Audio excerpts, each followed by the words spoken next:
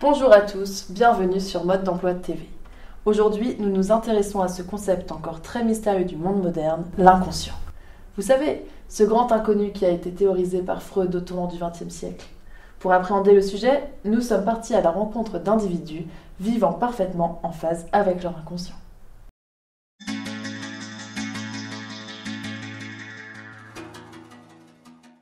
Oula, vaste question. C'est très intéressant, mais pas évident. Je sais pas trop, c'est un truc de grand ça. C'est quand les femmes elles sont hystériques, c'est leur inconscient qui y travaille.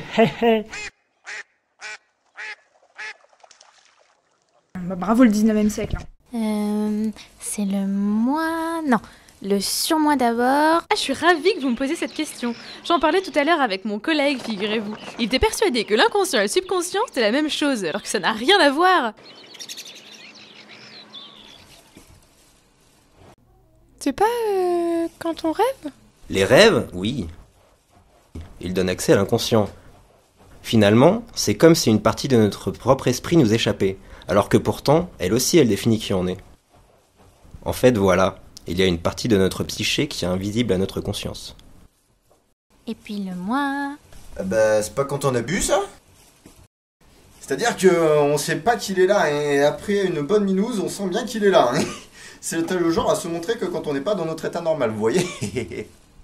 Non, parce que Freud réfute le concept de subconscient. C'est une notion totalement galvaudée. Ou alors il faut être partisan de la théorie de Jung, mais alors là...